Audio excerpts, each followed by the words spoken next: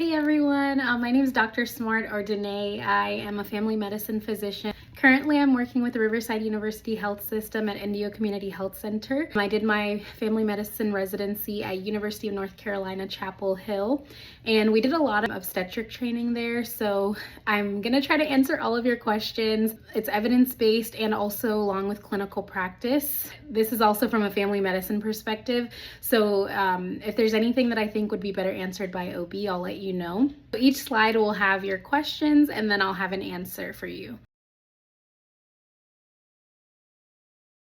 More research needs to be done in terms of the exact cause, but it is multifactorial, and some factors to consider are environmental stress, hormonal changes such as drops in estrogen and progesterone after delivery, lack of support, a lack of sleep, and changes in eating habits. Magnesium should be used if it's a seizure from eclampsia, a seizure associated with preeclampsia or hypertensive disorder in pregnancy. Studies have shown with magnesium there's a reduction in maternal mortality and also reduction in recurrence of seizures. If the patient has a known history of epilepsy, then benzo should be your first choice. After magnesium, if patient is having a recurrent seizure, you can try benzo as a second-line agent. You want to do situation background assessment and recommendation, which is SBAR. For prenatal patient, we always want to know age, gravidaparia, we want to know the gestational age, and then we also would like to know chief complaint, duration, accompanied by what factors is the, we want maternal vitals, fetal stability if possible, and then what are they requiring.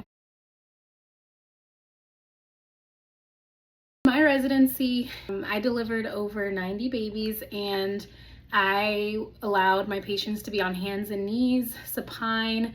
I had one delivery standing, and that's just because she presented into triage and baby was coming and we cannot reposition her. She was having the baby no matter what, so we had to kind of adjust to help her and be supportive to her as much as possible. In my residency, we did intern year with the OB-GYN team, and all of my patients were in the supine position. I would say you all, they'll likely be in supine position, especially if that's how you're learning how to deliver. When patients were on hands and knees, I did have to be cognizant spatially of where I was for maneuvering baby out.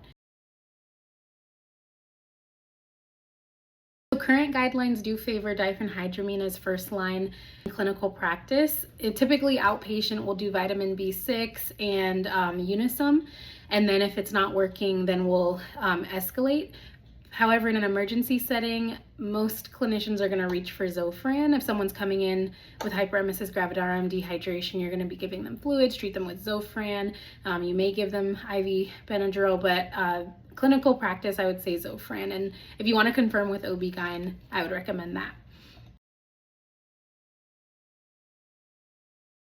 You want to stabilize the patient. If they're seizing, you need to give them magnesium. If they go into cardiac arrest, you need to start CPR, deliver baby. The whole goal is stabilize the patient. If they go into DIC, you want to reverse that.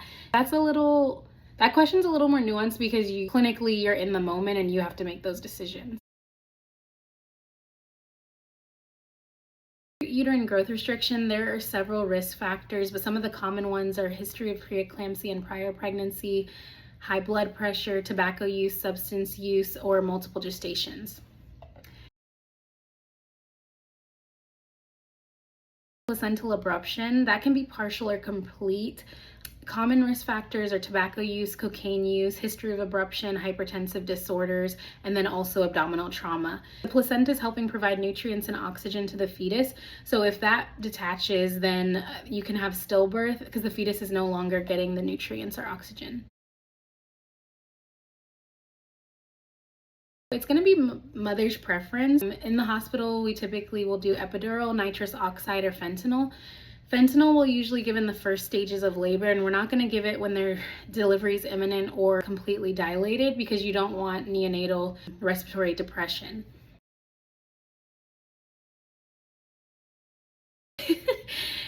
So I would say we give our patients the autonomy to make their own decisions. However, I wouldn't recommend anyone that's high risk deliver But also counsel on possibility of neonatal resuscitation, because even if mom is low risk but then baby needs resuscitation and they're at home and they don't have the equipment, you're putting your child in danger. So I think personally, like, I used to contemplate whether I would want a home birth or not, but then when I thought about the risk to the neonate, I was like, no, I would rather be in a hospital.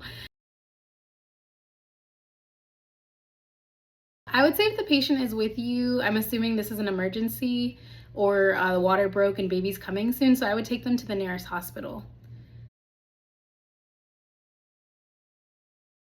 Yes, PCOS can increase risk of early pregnancy loss. I can't give you the exact statistics of percentage-wise, but it can increase risk of early pregnancy loss. Iron supplementation is what we give. Oral versus IV iron depends on how anemic the patient is and their ferritin level. If the patient's very symptomatic, then I'd likely send them for IV iron. One I actually pulled from Pubmed because I wasn't sure of the exact percentage, but it was 0.21%. Population study that was carried out in Berlin over a year reported an incidence of pregnancy denial or cryptic pregnancy as 1 in 475 pregnancies at 20 weeks and 1 in nearly 2,500 pregnancies at term. US data was similar. Common complication is hypotension, so that's something to look out for. And then there's post-epidural headaches where there's a CSF leak. And a more rare complication, but it's really important to be aware of, is a high spinal. That's when nerves that were unintended to be blocked are blocked, and that can lead to paralysis and respiratory depression. The umbilical cord, 30 to 60 seconds. If it's an emergency, obviously you need to clamp and cut as soon as possible. I think you all are talking about the TikToks and Instagram posts that are saying, like, if the father, paternal care affects morning sickness and things like that. I haven't done any research into that, but I would say when I am doing conception counseling, I do talk to the families and recommend paternal abstinence from alcohol, substance use, diet, and lifestyle factors as well for the dad, because ultimately, his sperm should be healthy and that can affect baby. No, CMV belongs to the herpes viridae family of viruses, but there's multiple different types of herpes that are distinct from CMV. Yes, this can be transmitted to baby.